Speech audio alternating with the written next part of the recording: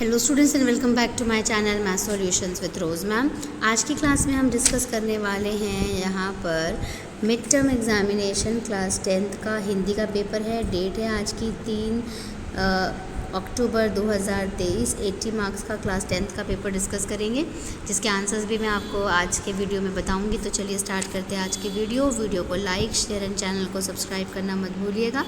अपठित गद्यांश दिया हुआ है बेटे, यहाँ पर पहले अच्छे तरीके से इसको आपको रीड करना है। आप देख सकते हैं स्क्रीन के ऊपर। उसके बाद जो यहाँ पर भी दूसरा पैराग्राफ दिया हुआ है, फिर है खंड क, जो क्वेश्चन नंबर क है, बिना पढ़े लिखे किसका भला नहीं हो सकता। तो उत्तर है आज की पीढ़ी का।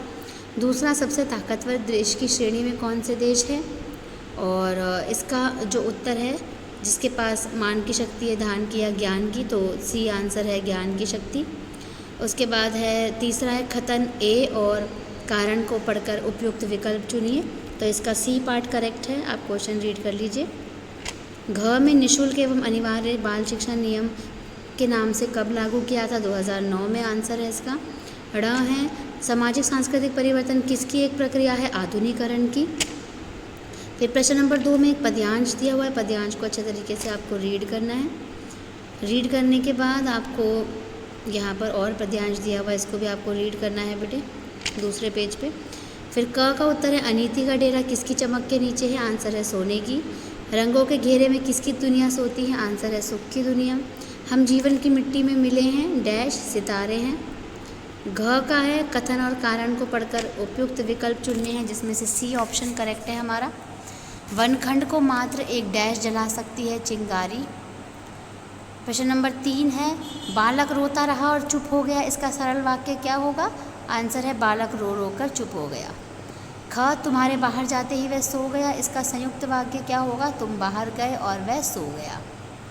ग तुम महान हो क्योंकि सच बोलते हो, इसका सरल वाक्य होगा सच बोलने वाला महान होता है।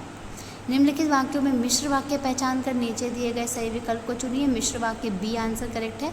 मनोज ने ऐसी कविता सुनाई कि सुरेश झूम उठा। मैचिंग करनी है बेटे इसमें। तो फर्स्ट का आंसर सही आंसर है सेकंड, सेकंड का है थर्ड और थर्ड का है फर्स्ट। तो बी पार्ट करेक्ट है इसमें। फिर है प्रश्न नंबर 4 में कॉलम दे रखा है अगेन। फर्स्ट का थर्ड आंसर है, सेकंड का सेकंड और थर्ड का फर्स्ट। तो इसका ए पार्ट करेक्ट है। ख इनमें कर्मवाच्य का उदाहरण, आंसर है ए गायक द्वारा गीत गाए गए। ग इनमें कर्तवाच्य का उदाहरण, आंसर है अशोक ने विश्व को शांति का संदेश दिया। घ मैं अब पढ़ नहीं पाता, इसका भाववाच्य होगा डैश मुझसे अब पढ़ा नहीं जाता। ड़ सुमित द्वारा कविता पढ़ी गई, वाक्य का कर्तवाच्य बताइए। कृतवाच्य ए है सुमित ने कविता पढ़ी। अब पद परिचय बताना है। क अभिनव चित्र बनाता है, रेखांकित शब्द का पद परिचय बताओ। तो फर्स्ट वाला करेक्ट है, सकर्मक क्रिया कर्तवाच्य पुल्लिंग एकवचन वर्तमान काल। ख अनुराग 10वीं कक्षा में पढ़ता है, रेखांकित पद का परिचय बताइए। सी आंसर करेक्ट है, व्यक्तिवाचक संज्ञा एकवचन पुल्लिंग कर्ताकारक। ग वह पत्र लिखता है, ए करेक्ट है, सर्वनाम पुरुषवाचक अन्य पुरुष एकवचन पुल्लिंग कर्ताकारक। घ मैं चलता हूँ, रेखांकित पद का परिचय दीजिए। ए आंसर करेक्ट है, अकर्मक क्रिया पुल्लिंग एकवचन वर्तमान काल कर्तवाच्य। अण बगीचे में सुंदर फूल खिले हैं, सी करेक्ट है, गुणवाचक विशेषण पुल्लिंग बहुवचन फूल विशेष्य। 6 में अलंकार बता रहे हैं। क बहुत काली सिल जरा से लाल केसर से कि जैसे धुल गई हो। तो इसका जो आंसर दे रखा है यहाँ पर थोड़ा सा डाउटफुल था। ख है देख लो साकेत नगरी है, यही स्वर्ग से मिलने गगन में जा रही। डी अतिशयोक्ति अलंकार। उषा सुनहले 3 बरसाती, जय लक्ष्मी सी उदित हुई मानवीकरण।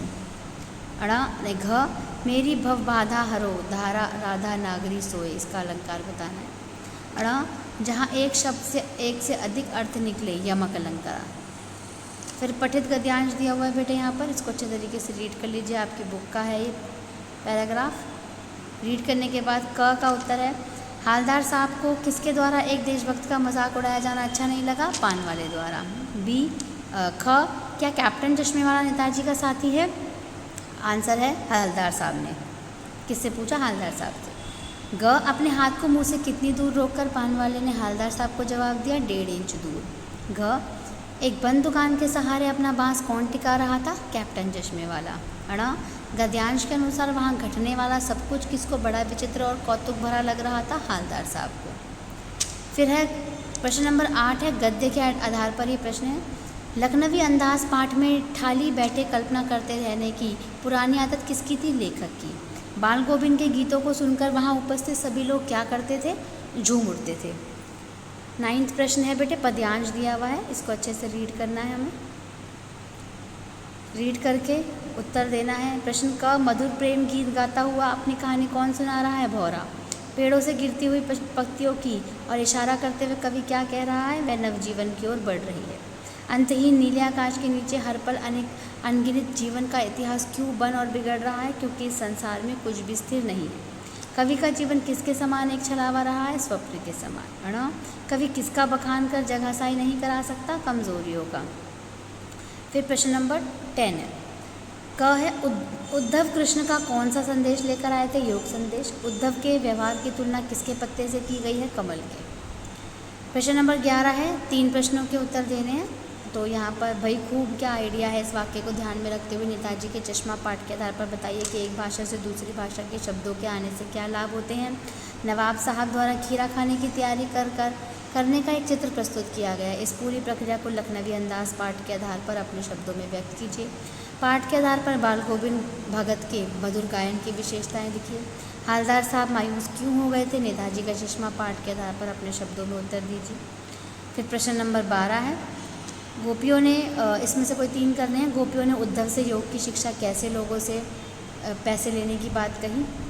और ख है, लक्ष्मण ने वीर योद्धा की क्या क्या विशेषताएं बताई। ग, कवि ने जो सुख का स्वप्न देखा था उसे कविता में किस रूप में व्यक्त किया गया है? आत्मकथ्य पाठ के आधार पर उत्तर दीजिए। घ, उद्धव के व्यवहार की तुलना किस किस से की गई है। उसके बाद इन 3 में से 2 प्रश्न करने हैं।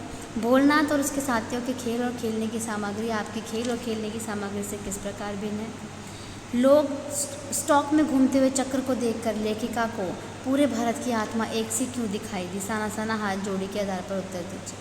बच्चे माता पिता के प्रति अपने प्रेम को कैसे अभिव्यक्त करते हैं? माता का आंचल पाठ के आधार पर उत्तर दीजिए। फिर यहाँ पे अनुच्छेद लिखना है, या तो मेहनत से सफलता पर लिख लीजिए, या वृक्ष हमारे साथी पे, या दैनिक जीवन में मोबाइल, तीनों में से कोई एक। 15 है, आप रहमान या रेशमा है, आपको स्वास्थ्य पर आधार मच्छरों के काटने के कारण स्वास्थ्य पर विपरीत प्रभाव पड़ रहा है, तो संपादक महोदय को पत्र लिखना है। या फिर अपने बड़े भाई का परिवार को आगे बढ़ाने में महत्वपूर्ण योगदान रहा है आपका, तो भाई साहब को धन्यवाद देते हुए सम्मान प्रकट करने के लिए अपने पिताजी को 100 शब्दों में पत्र लिखिए। और प्रश्न नंबर 16 है, आपको बायोडाटा लिखना है बेटे। एक हिंदी अध्यापक या अध्यापिका के आवेदन के लिए DAV पुष्प विहार में वो नौकरी करना चाहती है, और या फिर दिल्ली से गणित विषय की पाठ्य पुस्तक मंगवाने के लिए ईमेल लिखना है। प्रश्न नंबर 17 है, आकर्षक विज्ञापन बनाना है कि एक स्टेशनरी की दुकान खोली है, उसके लिए आप विज्ञापन देना चाहते हो, या फिर बधाई संदेश लिखना है चाचा जी के जन्मदिवस पर। So thank you students for watching the video को लाइक शेयर एंड चैनल को सब्सक्राइब करना मत भूलिएगा। फिर मिलेंगे बेटा नई वीडियो में नए टॉपिक के साथ।